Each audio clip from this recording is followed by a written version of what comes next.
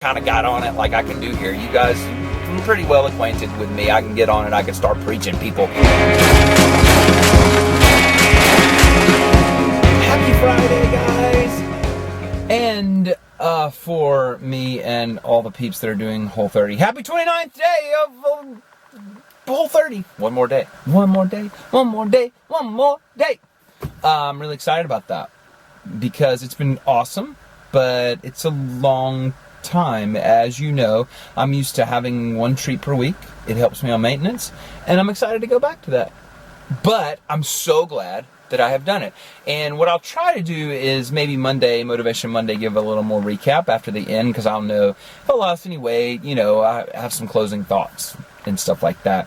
Also at my Tumblr, benwarmusic.tumblr.com, where I've been just journaling my food, basically. I'll try to do a little wrap-up post there as well. So that's Whole 30. That's it. It is the last Friday of the month, and it's the last video of the month for Don't Be the Fat Husband, because guess what? Motivation Monday is on September 1st.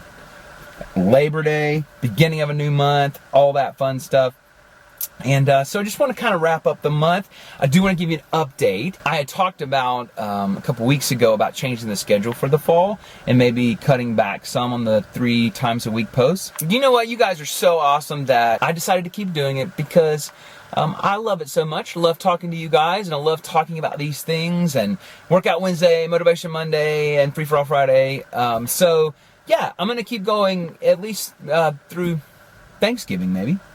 I'm going to keep going for the next little while. And thanks for being here. Thanks for watching. Thanks for growing this community. Let's get it bigger. Let's talk. Let's share. Let's encourage each other and all that fun stuff. Sound good? So for the meantime, 3 times a week, don't be the fat husband. Well, today's Free For All Friday, which means I can talk about whatever I want to, which was the title of the video last week, right? And I had a little conversation yesterday with an intern of mine at work. Her name's Sarah. Shout out to Sarah. She's awesome. And we were talking a little bit about bitterness and how people get so caught up in bitterness. It's so easy for us to get offended at people and to hold a grudge and all these kinds of things. And I think it's actually related a lot to weight loss, because weight loss is so intertwined with our emotional state, with our behavioral, all of these things, right?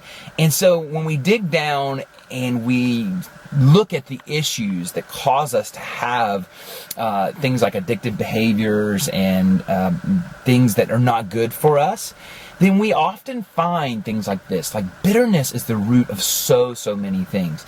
If you're speaking spiritually, then you're talking about, Jesus says that there is, when you harbor offense, that you're turned over to the tormentors almost. And you could spiritually and theologically talk a lot about what that means, but I think it does give you an idea of bitterness. When you hold bitterness against somebody, that it's going to be a rocky road. It's going to be really, really, really hard. It's going to affect most areas of your life. And, it's super easy. It's super easy to be bitter towards someone. I'm talking about even on the smallest level. You get mad at somebody, they did you wrong, and they may have. There's nobody saying that it's not sometimes justified. But what happens is we let that get in, and we get really offended, we get really bitter at them, and you can take some different tracks. You can try to get revenge, you can do all of these things, but what most of the time happens is that it holds you hostage. I sit when I get offended, and I sit and you think about them, and you obsess over it, and you try to figure it out, and you're mad at all these kinds of things. And you know what they're doing most of the time? Nothing. They're not thinking about you at all. And so who's the one who's being punished? We think we're punishing that person by thinking all these thoughts and maybe not talking to them and not giving ourselves to them and not helping them. We think we're doing that, and we think that we're punishing them. But the fact of the matter is we're punishing ourselves. And so Sarah and I were talking about this, and, I kind of got on it like I can do here. You guys are pretty well acquainted with me. I can get on it. I can start preaching, people. So I had this image as we were having the conversation about being in a jail cell. You know, like think of bars and thinking all of this. And we're like, hey, let me out of here. I want to get out of here, whatever it may be in your life that's holding you back. But if one of the reasons that you're in there is you're holding bitterness against somebody else, then it's like, hey, let me out. But the funny thing is that the door is unlocked. All you have to do is open it and go out. And you know the way that you do it is you just forgive the other person. And here's the thing. They may not think that they've done anything wrong. So you saying, I forgive you, they may be like, well, forgive me for what? Because I didn't do anything. But there's something about saying those words, even if it's just to yourself, I forgive that person, that sets you free. And it's almost like this. You know, sometimes we're like, well, I'll forgive somebody if they're really sorry. I'll quit holding bitterness. I'll quit being offended if they're really sorry and they've learned their lesson. But you know what? Most of the time, that's not going to be the case. They're either A, going to think they haven't done anything wrong, and if they do slightly have this feeling that they might have wronged you in some way, you know, they might be like, I'm sorry, or something that doesn't satisfy you. And so, you know the way to get free? Let them off the hook. Okay. You let God deal with, have they learned their lesson, and who's right, and who's wrong. Just let them off the hook. Just simply, and listen, I know this is easier said than done. Believe me, I know. Because sometimes it's like, oh, but they will never learn if I don't teach them with my silent treatment. You know that's not true, right? There are so many bigger issues in their life and in our lives. The way to do it, forgive them, let them off the hook. There's this great, it's an old Tim McGraw song actually, and it's one by one of my favorite songwriters, Wayne Kirkpatrick.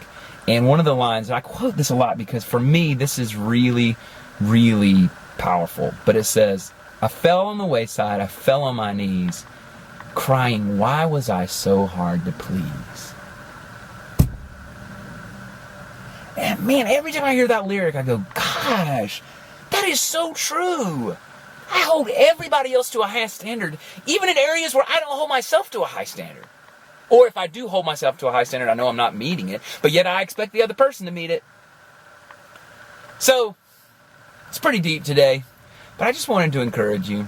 If you have people in your life that you're holding bitterness or offense or you're just, you know, you really feel wronged by them, first of all, go to them if you can and try to work it out and say, hey, this really bothered me. That's the best way. Let it go.